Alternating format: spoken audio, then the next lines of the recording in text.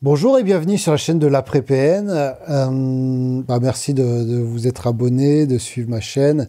Je partage mon témoignage, mes expériences et mes leçons suite à une relation avec une perverse narcissique avec qui j'ai un enfant. J'ai exprimé le besoin finalement de partager un peu de mon expérience pour, je crois, un peu sortir tout ça pour pas y repenser. Et je sais qu'on pense toujours, vous êtes certainement dans cette phase-là de penser toujours à ça, même si vous êtes séparés. J'ai fait pas mal de... Mes premières vidéos parlent de ça. Vous pouvez aller les voir, les vraiment premières vidéos avec les 5 premières parlent d'astuces pour pouvoir sortir de ces pensées rémanentes. Alors c'est mes premières vidéos, donc elles sont pas terribles, j'en referai certainement. Là, le thème, ça va être comment trouver un bon avocat pour combattre un pervers ou une perverse narcissique. Alors, j'ai pas préparé le plan, mais je vais vous raconter mon histoire et comment trouver un bon avocat comme j'ai fait. Et en fait, ce qu'il faut faire, c'est exactement ce que j'ai pas fait. Donc en fait, ne faites pas ce que j'ai fait, parce que j'ai trouvé les 3 pires avocats qu'il faut. Alors pour ceux qui ont la flemme de tout écouter, ce que je comprends, donc je vais vous donner ma conclusion, c'est que moi, ce que je conseille, c'est de prendre un avocat qui n'est pas spécialisé dans les pervers narcissiques. Voilà, c'est de mon expérience, probablement encore plus si vous êtes un homme, peut-être. C'est peut-être moins le cas si vous êtes une femme. Et je dirais qu'en gros, faut pas chercher à que l'avocat comprenne votre sentiment de victime. Finalement, ça c'est un peu le rôle du psy, des amis, mais lui, il est là pour vous défendre. Et j'avais besoin de peut-être de cette reconnaissance ou qu'il comprenne bien le fonctionnement perverse narcissique et de trouver le bon avocat. Le problème, c'est que je suis tombé sur soit des avocats véreux qui utilisent la perversion narcissique, soit, vous allez voir, je vais vous raconter l'histoire, mais voilà quoi, moi c'est ma conclusion. Si maintenant je devais prendre un autre avocat, je prendrais un avocat qui ne connaît pas spécialement ça pour être au mieux défendu et de ne pas rentrer dans ce délire de la perversion narcissique, parce que c'est un peu un enfer. Donc en fait, voilà, donc je raconte l'histoire. En gros, mon ex commence à être violente et j'ai quand même pris conscience assez tôt que c'était une perverse narcissique par mon meilleur ami qui m'avait envoyé un SMS. Et je suis un peu dans ce double jeu où je suis coincé dans un appartement où je suis locataire, où mon père est caution et le bail est aux deux noms. Et moi, ce que je m'inquiète, c'est aussi pour notre enfant, et sachant qu'elle fait des actes un peu bizarre sur lui, elle lui rote dessus, puis une fois elle lui a donné un coup, même si je ne l'ai pas vu, mais enfin il y a une trace de coup et elle me l'a expliqué. Je ferai des vidéos là-dessus, là, j'ai pas le courage de les faire encore sur tout ce qui est violence sur l'enfant, et je les ferai après, bon, sachant qu'il y a pire bien sûr, mais comme quoi, vous voyez, on relativise, on minimise, quoi, je minimise pour... Et enfin, c'est complètement inadmissible en fait. Bref. Et en fait, je suis un peu dans ce double jeu quand même. C'est-à-dire qu'à un moment, je prends conscience, je suis quand même sous emprise, je veux pas y croire, et je prends un avocat pour me séparer parce que je suis dans la merde en fait. Et en fait, finalement, par ses violences, elle me pousse à partir. Sauf que j'ai pas intérêt à partir et me séparer après. Et en fait, voilà, je fais une procédure, comme elle a été violente envers moi, je fais une procédure en ce qu'on appelle en référé. C'est un peu comme les femmes battues, où à un moment donné, j'ai eu un jour d'ITT, ou 2 jours d'ITT, alors pas grand-chose. J'ai porté plainte. Alors je suis désolé, je me rappelle plus exactement des événements chronologiques, et j'ai pas les éléments en face de moi, parce que c'est chez mes parents. Donc je vous raconte un peu les choses comme je m'en rappelle, mais sans on s'aperçoit vite que tout est un peu flou, parce que le cerveau, en fait, il a besoin de survivre, et les choses nocives et toxiques, il a tendance à les arranger pour que ça passe mieux. Mais en tout cas, voilà, je crée un référé et où elle s'y attend pas. Alors, donc je trouve un avocat, en fait, en cherchant des psys, j'avais 2 psys, j'avais une psy normale, entre guillemets, et j'avais une psy spécialisée dans les pervers narcissiques qui me recommande des avocats spécialisés dans les pervers narcissiques. Et donc, je tombe sur un mec, et là, je suis content parce qu'il comprend exactement le principe, les calmes, les gentils. Je le trouve un peu bizarre parce qu'il est un peu bigleux, mais... j'y vais avec mon père. En plus, mon père me dit bravo, c'est ce qu'il fallait comme avocat. Enfin, un avocat qui comprend. Alors, c'est vrai que ça faisait du bien, quoi. Et bref, il me dit bah voilà, on va faire une démarche en référé, rester jusqu'au bout. Je me rappelle, en fait, il fallait que je prenne comme quoi on est trop gentil, comme quoi je respectais tellement la loi, ou plutôt les règles, ce qui est moins le cas aujourd'hui. C'est-à-dire qu'il fallait que je prenne le passeport de l'enfant. Et en fait, ce qui est complètement interdit, vous n'avez pas le droit de l'enlever de votre parent. Il me dit, vous en foutez, vous le prenez, vous le mettez. Après, si elle vous pose des questions, vous en savez rien. Et parce qu'il y avait la peur qu'elle parte avec l'enfant dans le pays. Quand j'avais, moi, c'est une peur très ancrée, malheureusement. Même si elle est peut-être pas.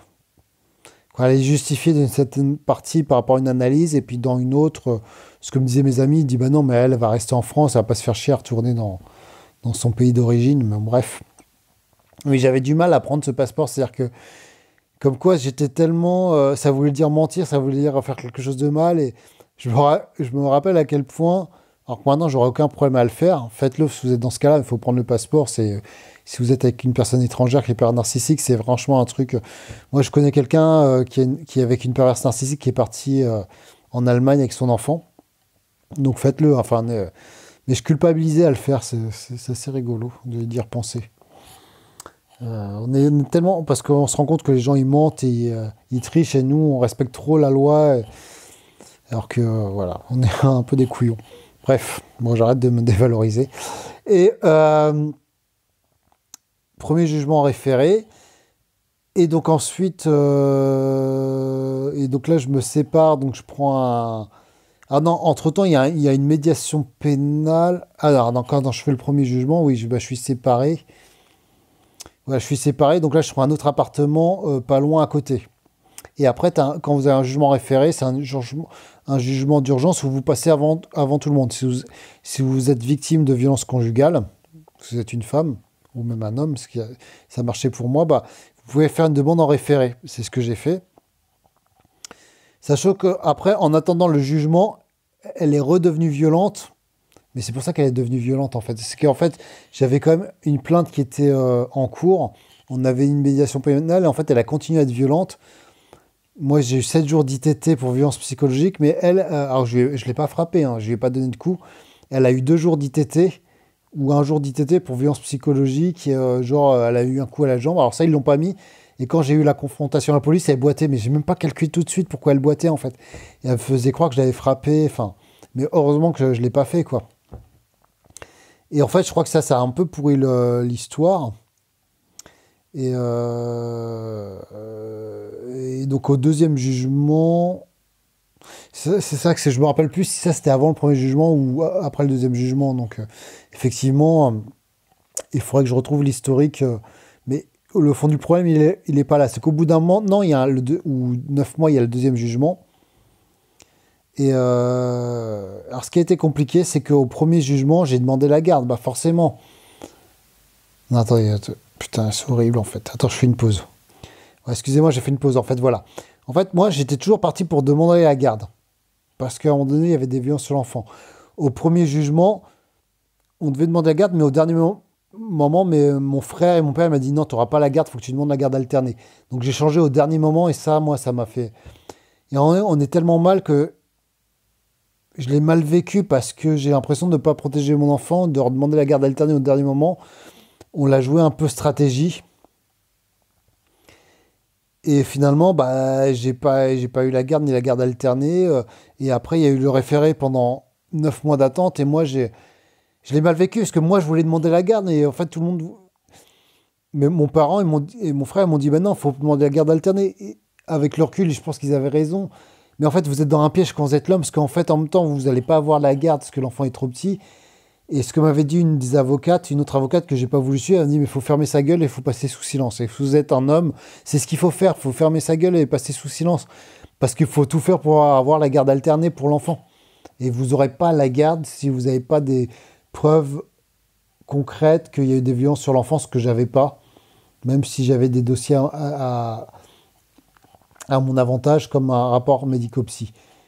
Pas le rapport médico-psy, le rapport,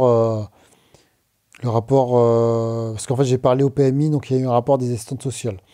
Pendant ces 9 mois d'attente, bah, je suis allé chercher le rapport des assistantes sociaux. Je vous passe l'histoire, parce que c'est hallucinant en fait. On n'a pas voulu me le passer et tout, mais il est plutôt à mon avantage en fait, hein, qui dit qu'elle est froide et sans affect. Et je donne ce papier à mon avocat, il me dit ouais super et tout. Et là sur le deuxième, en fait je me rends compte qu'en fait, Ah oui, alors ce que je vous ai pas dit sur le premier jugement, la juge me dit, alors je suis désolé, c'est complètement... Mon histoire, je vous raconte, c'est le bordel, quoi. Mais en fait, sur le premier jugement, moi, la stratégie qu'on a fait, c'est de dire, bah, nous, on quitte le logement, elle touche les APL, mais en fait, je vais payer le complément du loyer le temps qu'elle se retourne. Mais mon avocat n'a pas vraiment plaidé ça. C'est ce que je lui ai dit. Il dit, bah, on paye le complément du loyer. Résultat des courses, le juge a dit que je payais le loyer jusqu'à la fin du bail. Pendant un an, j'ai payé 2 loyers. J'ai payé 2 000 euros. Je gagnais 2 500 € par mois à peu près, entre 2 500 et 3 000, parce que je suis freelance. Donc ça varie en fait. Donc en plus, il n'y a pas la sécurité de l'emploi. Mais tu as 2 000 € loyer, mais ça me coûtait, j'avais moins 900 € avec la bouffe, les assurances, tout le reste, quoi. J'avais 2 000 € de loyer.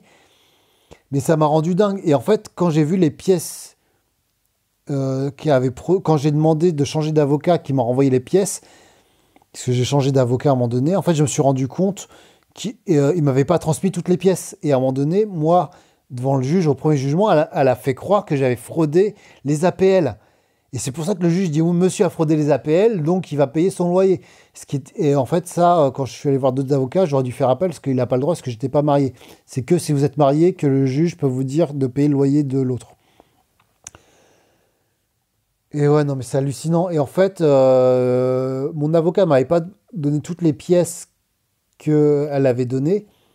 Et effectivement, dans une de ces pièces, elle disait que j'avais fraudé les APL, ce que j'aurais pu contester, en fait.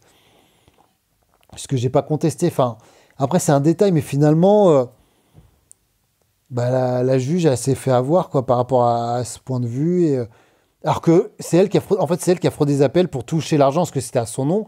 Et en fait, elle a fait croire qu'on était séparés, ce qui n'était pas vrai. Ce qui explique même peut-être pourquoi elle était de plus en plus violente pour forcer que je me sépare, que je parte au plus vite, parce qu'à un moment donné, plus ça va, plus elle allait avoir des emmerdes au niveau des appels. Donc elle l'avait planifié. Sauf qu'elle n'avait pas prévu que je reste autant et que j'encaisse un maximum pour la sécurité de notre enfant, en fait. Et donc moi, là, ça m'a rendu ouf au niveau de l'avocat. Je dis, là, j'ai voulu changer, mais j'étais furieux, quoi. Il m'avait pas donné toutes les pièces, mais pour moi, c'est intolérable. Il y a un moment donné, parce qu'en fait, je l'ai très mal vécu, le fait qu'on ne me donne pas la garde alternée, qu'on lui donne la garde et qu'on me fasse payer son loyer, pour moi, c'est moi qu'on punit, en fait. C'est-à-dire que moi, je parle, je vais voir les assistants sociaux, je parle qu'il y a des violences sur moi, mais c'était pas le plus important. Mais je comprends que ça mélange les trucs, mais je parle qu'il y a des violences sur l'enfant. Ce que je veux, c'est protéger mon enfant. Et on me dit, bah non, mais t'as pas la garde et tu vas payer son loyer. Mais ça, enfin, c'est tout l'inverse, quoi. Moi, je l'ai vécu, mais c'était horrible. Et là, je me dis, mais ouais, et en fait, je me suis dit, on m'a fait payer le fait de changer d'avis au dernier moment. C'est que en fait, quand vous demandez si vous voulez, quand vous demandez le jugement, vous donnez vos attentions au juge. Donc le juge savait que je demandais la garde. Et au dernier moment, je change d'avis, je demande la garde alternée. Mais je passe pour quoi? Je passe pour le mec qui sait pas ce qu'il veut. C'est-à-dire que quoi? C'est-à-dire que j'ai menti. C'est ça que j'étais en colère avec mon père et mon frère. Je dis, mais attendez, si moi je dis qu'il y a des violences sur l'enfant, si au dernier moment je demande la garde alternée, ça veut dire qu'en fait, il n'y a pas eu de violence sur l'enfant, quoi. Tu vois, il y a un moment donné, c'était pas crédible. Même si j'aurais dû aller au bout du truc, tu vois. J'aurais dû... même si je l'aurais pas eu et j'ai beaucoup mal vécu, peut-être que j'étais en colère contre mes... Ils auraient dû me laisser faire, quoi, parce qu'à un moment donné, je voulais protéger. Et me dit... Enfin, vous voyez, tout ça, et... tout ça, ça m'a foutu dans une colère, dans un truc... J'étais perdu, quoi. J'ai changé d'avis. C'est le pire des choses qu'on peut faire en termes de stratégie. Vous faites quoi que... C'est comme quand vous jouez au jeu d'échecs. Vaut mieux, quand si vous jouez au jeu d'échecs, vous établissez un plan. Bah, en fait, des fois, votre plan est mauvais, mais vaut mieux avoir un mauvais plan au jeu d'échecs que pas avoir de plan du tout. Et c'est ça, c'est que mon plan, là, je l'ai changé au dernier moment et c'était le gros bordel, en fait. Et bien sûr que... Et en fait, ce qu'on avait fait, mais c'était une stratégie qui valait ce qu'elle valait, faite par mon père, quoi. Mais voilà, mais j'étais dépossédé de ce dossier, en fait. Donc, ma confiance en moi était vraiment meurtrie, entre guillemets. Et en fait, l'idée, c'était de dire, bah voilà, j'aurais pas la garde, donc on demande d'alterner. Et en option 2, je demandais un week-end sur 2. Et non, je demandais 4 jours, 8 jours par mois, en fait, ce qui était énorme en garde élargie. La plupart du temps, c'est 6 jours, donc j'aurais gagné. Et en fait, j'ai même pas eu ça. J'ai eu ce qu'elle a dit, un week-end sur 2 et un mercredi sur 2, quoi. Enfin, je l'ai extrêmement mal vécu, quoi. Et après, il y a l'attente pendant un an. Et là, pendant ces un an, c'est là où je pensais tout le temps à ça, tous les matins, sous la douche. Je pensais à ça, la personne narcissique, enfin, c'était un enfer. L'attente du deuxième jugement et le fait après de changer d'avocat, où là j'ai changé d'avocat, il me reste 15 minutes pour pouvoir parler. Et là où finalement, le mec, bah, je lui demande de changer parce que je me rends compte qu'il m'avait pas donné toutes les pièces et là ça m'a rendu fou, j'étais furieux. Parce que voilà, on aurait pu tout déglinguer quoi. On aurait pu démonter, alors ça n'aura pas suffi certainement, mais à un moment donné, bah non. Et le mec, je dis, bah moi je suis furieux, il dit, alors il me renvoie toutes les pièces en bordel, il me renvoie tout le dossier. Mon père, il avait tout classé, il m'avait aidé, parce que voilà, j'arrivais pas à tout gérer, hein, j'avoue, j'ai été aidé par mon père, et heureusement qu'il était là, hein, heureusement qu'il était là dans ces moments-là, d'avoir le soutien familial, même, parce que vous êtes trop faible, vous êtes trop fragile, hein. Même si vous avez besoin d'avoir confiance en vous, et à un moment donné, faut essayer de déléguer. Vous savez, si vous avez une personne à qui déléguer, bah, faites-le, même si finalement, il allait un peu trop loin à vouloir m'aider, à trop vouloir m'aider, mais je me rends compte que j'ai un père qui m'aime énormément et qu'il a voulu vachement m'aider. Et j'ai beaucoup de chance de l'avoir, hein. Ça a été vraiment difficile. Et après, parce qu'il y a l'enculé, cet avocat, de tout me renvoyer en bordel. Mais quel fils de pute, quoi. Je suis désolé, quoi. Tu vois, quand on est professionnel, on renvoie les pièces. Non, il me l'a envoyé en bordel, tout mélangé, quoi. Comme une pauvre merde, tiens, je te renvoie tout. Et en fait, ce mec-là, quand je lui dis, bah moi, je lui retire le dossier parce que j'avais trouvé une autre avocate, je vais vous expliquer le point 2. Et là, il me regarde et dit, ah, mais vous êtes parano, hein, monsieur, vous êtes parano, hein. Alors, vous voyez, vous vous rendez compte que c'est quand même un avocat qui m'a été conseillé par une psychologue spécialisée dans la personne narcissique, qui connaît ce truc-là, et le mec, il m'accuse d'être moi parano. Et alors que je lui montre un document des assistantes sociales qui disent qu'elle est froide et sans affect.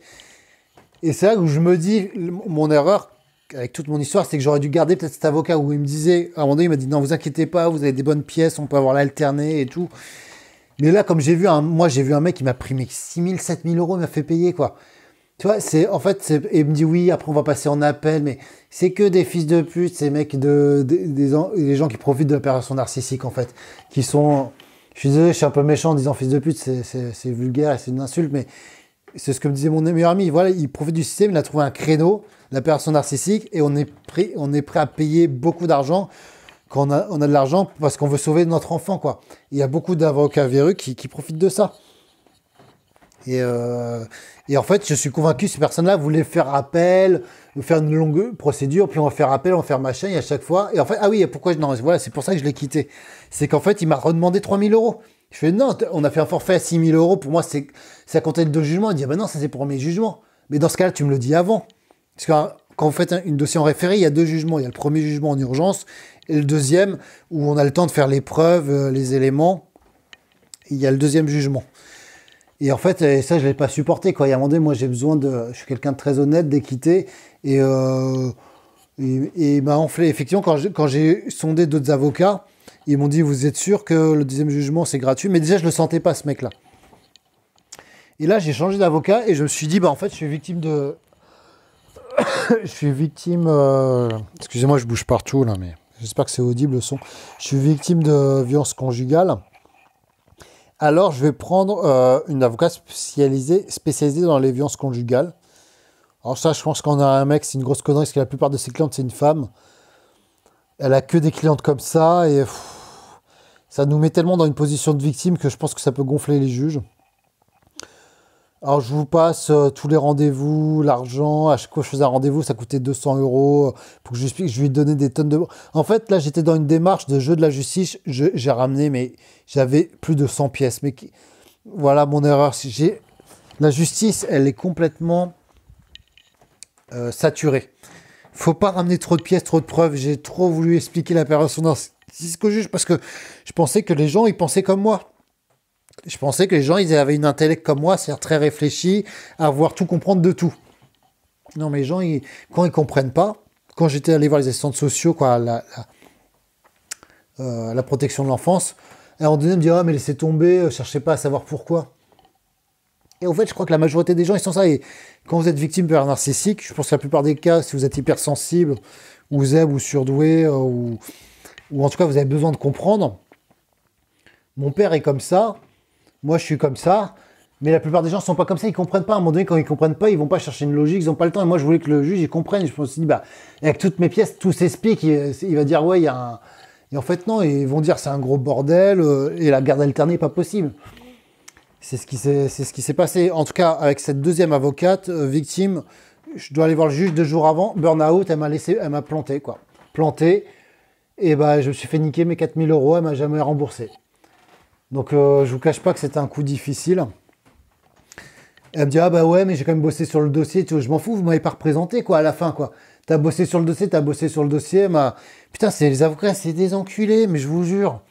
Je suis désolé, je suis un peu vulgaire, mais c'est quoi? Et à un moment donné, quand tu es professionnel, ok, tu gardes une partie, tu as travaillé sur le dossier, tu rembourses quand même au moins 50% parce que tu n'as pas assisté, tu as planté ton client, quoi.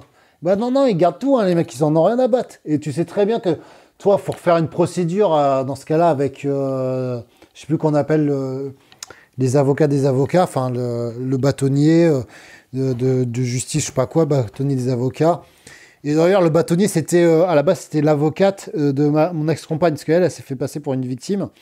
Alors, comme j'ai tellement montré de preuves comme c'était moi qui étais victime de violence conjugale, qu'elle n'a pas tenu cette défense. Mais je suis persuadé qu'elle voulait faire cette défense-là, et quelque part, en, en amenant toutes ces preuves que j'étais victime de violence, et que mon fils aussi, que tout ce que j'ai fait, que la bâtonnière l'a pas défendu, elle a pris d'autres avocates derrière.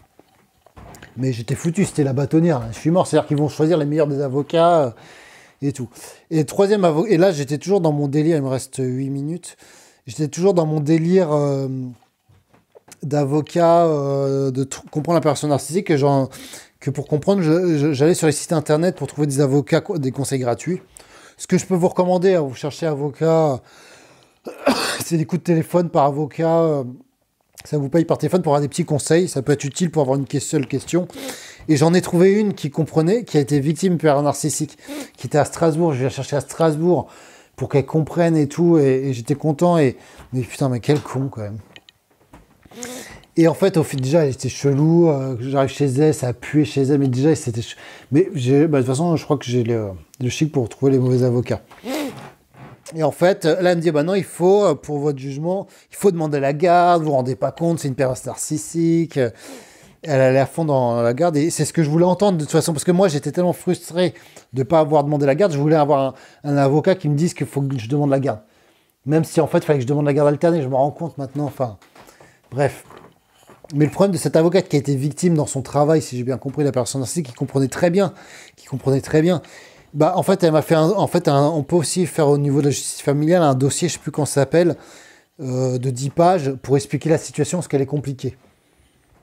Ce qui n'est pas forcément obligatoire. Soit ils peuvent faire que la plaidoirie le jour J, soit ils peuvent faire un dossier qu'ils envoient à l'avocate adverse 2-3 jours avant, je crois. Et là, elle m'a jamais envoyé ce dossier. Le dossier, je l'ai le jour J. Ah non, elle me l'envoie même pas. Et en fait, elle dit que sa mère est le diable, en gros. Je veux dire, tout ce qu'il ne faut pas dire, quoi. Moi, c'est pas ça que je voulais dire. Je voulais qu'elle tourne par rapport au danger de l'enfant, ce qui s'est passé, qu'on ne comprend pas. Il faut toujours avoir cette notion, ce que genre on ne comprend pas, même si on comprend, mais pas dire que c'est le diable, qu'elle est dangereuse. Et elle est tellement allée à fond que j'étais pas d'accord avec sa plaidoirie. Je veux dire, ça a été un... Ouais, bah, autant vous dire que bah, là, j'ai pas eu la garde, j'ai pas eu mes 2 fois 8 jours, là. Voilà, j'ai complètement merdé dans mon choix des avocats, toujours à chercher quelqu'un qui comprend la personne narcissique. Et la seule avocate que j'ai pas écoutée, qui était, bon, je vous passe comment je l'ai rencontrée, elle m'a dit, monsieur, faut demander la garde alternée, faites-moi confiance, faut passer sous silence ça. Mais vous aurez le plus de temps, Yannick, votre enfant. Et j'ai pas voulu l'écouter parce que j'étais trop dans la recherche de. Bah déjà, j'avais été trop frustré de pas avoir eu la possibilité de demander la garde. Et je voulais revenir là-dessus. J'avais eu l'impression de ne pas protéger mon enfant en ne demandant pas la garde, en fait. Et c'est vrai, quand vous êtes le père, vous êtes... au moins, quand vous êtes la mère, vous vous demandez la garde, il n'y a pas de question à se poser. Quand vous êtes le père, voilà, quand on vous dit, bah, vous l'aurez pas. Les assistants sociaux, vous l'aurez pas. Protection de l'enfance, vous l'aurez pas. Et quand je suis à la protection de l'enfance, et je dis, mais j'ai pas demandé la garde. Et dit, bah, dans le dossier des assistants sociaux, il y a écrit que vous avez demandé la garde. Que vous vouliez demander la garde. Je fais, oui, mais j'ai changé d'avis. Et là, la meuf, elle se rend compte que je dis la vérité, quoi. Elle dit, ah ouais, mais vous savez, de toute façon, c'est la mère, hein, l'enfant, il a besoin de sa mère. Protection de l'enfance. Tu vois ? De toute façon, ça s'appelle protection de la mère et de l'enfant, d'ailleurs. Et donc, alors qu'on sait très bien que les violences, ça peut venir des 2 parents, même si c'est moins connu que la mère. Et enfin, moi, ça m'en. Voilà, j'ai l'impression à la fin d'avoir fait plein de choses comme il fallait et à la fin, par rapport aux avocats, de faire la merde. Alors, j'en ai discuté avec mon frère là, qui m'a conseillé, ce qui m'a dit, mais tu sais, pour ton prochain, ce qu'il m'a conseillé depuis le début, c'est de pas prendre d'avocat. Alors, moi, j'étais tellement dans une situation de fragilité, de un, et de deux, comme je suis quelqu'un qui manquait de confiance et d'estime de lui-même, même mon meilleur ami qui me connaissait très bien me disait surtout prends un avocat. Et c'est évident que c'est avec un père narcissique, homme ou femme, vous êtes en fragilité, vous pleurez, vous n'êtes pas bien, faut prendre un avocat quand même, quoi. Je veux dire, maintenant, si vous avez la force, c'est ce que me dit mon frère, quoi. Mais s'il dit, ouais, au prochain, moi, je suis persuadé qu'un juge, quand t'es l'homme, il a besoin d'être rassuré. Si tu prends un avocat, il va se dire, oui, mais l'avocat, est-ce qu'il me dit la vérité? Il pense comme ça, le juge. Et je suis convaincu que si je devrais ressaisir le juge pour demander la garde alternée, parce que maintenant, c'est râpé, je n'aurai jamais de la garde, hein, ça, c'est une évidence.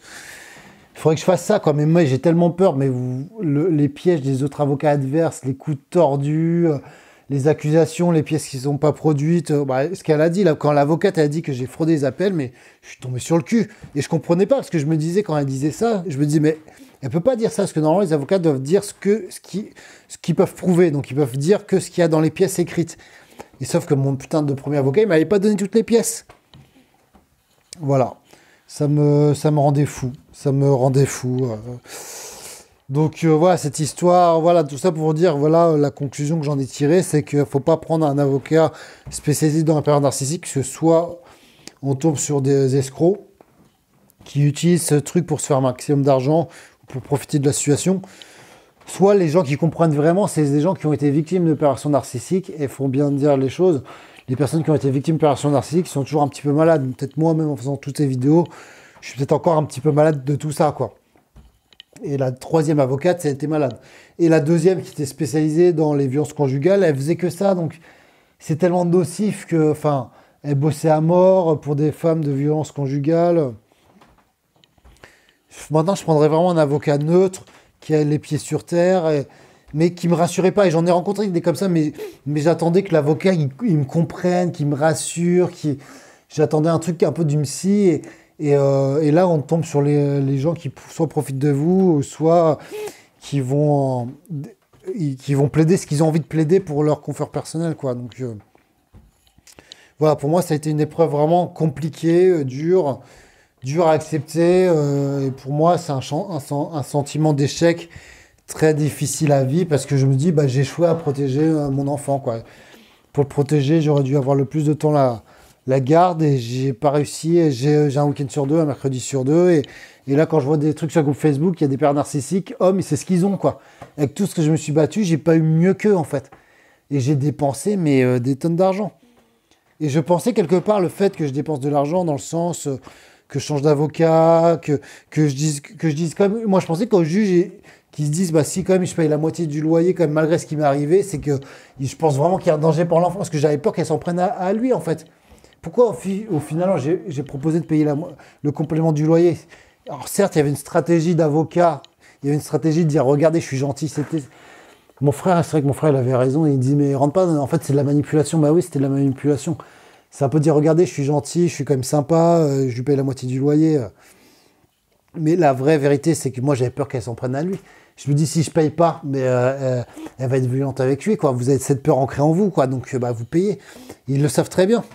Donc, je crois qu'au fond, il n'y avait pas que cette manipulation, il y avait cette peur qu'ils ancrent en vous en s'en prenant à votre enfant pour vous manipuler.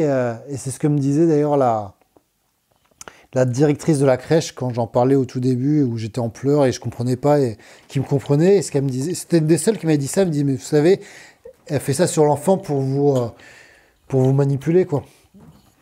Voilà, pour vous utiliser vous. Elle n'avait pas utilisé le mot de manipulation, je ne sais plus quel mot elle a utilisé. Et ça, moi, c'est incompréhensible, je ne comprenais pas, quoi. Maintenant, je le comprends, quand je lis, je le comprends, mais je trouve ça complètement dingue qu'on peut en venir... C'est vraiment...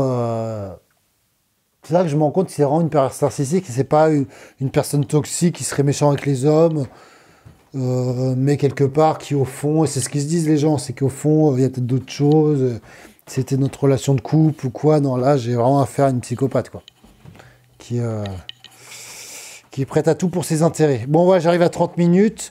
Je vous laisse que je ne peux pas faire plus de 30 minutes dans ce format-là, encore avec un logiciel gratuit. Là, je suis un peu au bout. Je sais que c'était long. Bah, je vous remercie à ceux qui ont écouté jusqu'à la fin. Ça m'a fait du bien, je pense, de l'exprimer. Et puis, à très vite. Ciao.